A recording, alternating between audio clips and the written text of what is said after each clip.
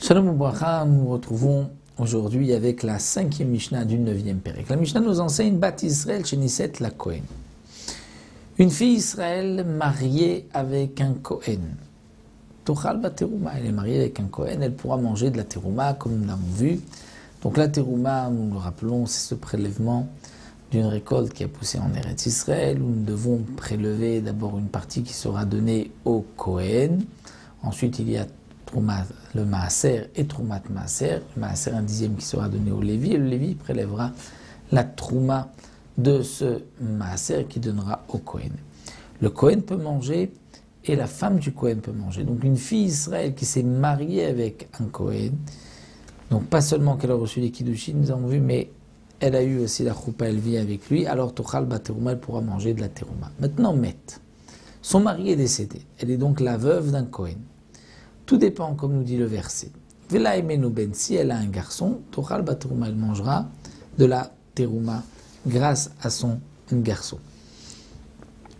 Donc tant que son garçon, s'il est vivant, elle mangera grâce à son garçon. Si Met, si le garçon décède, alors elle ne pourra plus manger grâce à son garçon. Donc voici le premier cas de la Mishnah.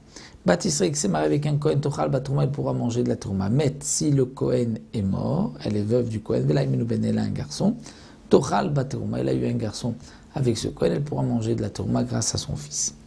Nisset la Lévi, tochal bi maaser, une Bat Israël qui s'est mariée avec un Lévi, elle pourra manger du maaser, parce qu'elle est femme de Lévi. Met, le Lévi est mort, vela emenu ben, elle a eu un garçon avec ce Lévi, tochal bi maaser, elle mangera du maaser.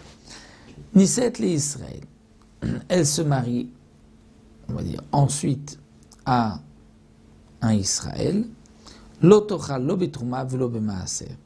C'est-à-dire que le Tana de la Mishnah nous parle en vérité d'un cas très précis. C'est que c'est la même histoire qui continue. Elle est Bat Israël, elle s'est mariée au Kohen, elle mange la terouma. Son mari est mort et elle a un garçon, elle mange la terouma grâce au garçon. Elle décide demain de se marier avec un Lévi. Elle mangera dorénavant du maaser. Le Lévi est mort et elle a eu avec le Lévi un garçon, elle mangera toujours du maaser. Bien qu'elle a aussi un fils Kohen, mais elle ne mange plus puisqu'elle s'est mariée avec un Lévi, elle ne mange plus de tourma, elle mange du maaser. Ensuite, elle se marie à Israël. Donc là, elle ne peut plus manger ni de la trouma ni du maaser, c'est-à-dire ni son fils avec le Kohen, ni le fils avec le Lévi lui permet de manger de la trouma ou du maaser.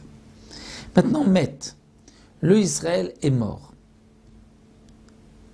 Vela aimenu ben, et elle a eu avec ce Israël un garçon. L'otochal lo betrouma velo maaser, le fait que maintenant elle a eu un garçon avec ce Israël, elle ne peut plus revenir à son statut premier, c'est-à-dire de manger de la trouma ou du maaser, elle ne pourra pas. Mais attention, Met benam Israël, si le fils qu'elle avait eu avec le Israël est décédé, tochal be maaser, donc elle reprend son statut qu'elle avait juste avant, comme elle était mariée, avant de se marier avec un Israël, elle s'était mariée avec un Lévi, et donc elle mangeait du maaser, et le Lévi est mort, mais elle avait un garçon de ce Lévi, donc elle mange le maaser grâce à cet enfant. Donc le Israël est mort, elle avait un garçon, elle ne mange ni trouma ni le maaser. Le fils du Israël est mort, elle peut maintenant manger du maaser grâce à son fils du Lévi. Met benami Lévi, si le fils qu'elle a eu avec le Lévi est mort, à ce moment-là, elle reprend son statut premier, elle mangera tochal ba terouma, elle mangera la terouma, parce qu'elle a aussi un garçon qui est Kohen. Donc puisqu'elle pouvait manger par son fils, donc elle retrouve maintenant son statut. Maintenant, Met benami Kohen, si le premier garçon du Kohen, qu'elle avait eu avec le Kohen, est mort, alors là, lo tochal lo terouma maaser, ne pourra ni manger terouma ni maaser. Donc c'est logique, puisque là, elle est la veuve du Kohen, mais elle n'a pas eu d'enfant avec ce Kohen, donc elle ne mangera pas ni trouma ni maaser, puisque le fils Lévi est aussi décédé. Donc voici une Mishnah assez particulière, donc d'une femme qui s'est mariée d'abord avec un Kohen, ensuite avec un Lévi, et ensuite avec un Israël. Nous avons vu donc les dinim par rapport à la trouma, le maaser, lorsqu'elle a un enfant, lorsqu'il est mort, comme nous l'avons vu. Voilà. Il nous restera une dernière Mishnah pour terminer Bezrat Hashem ce Pérek.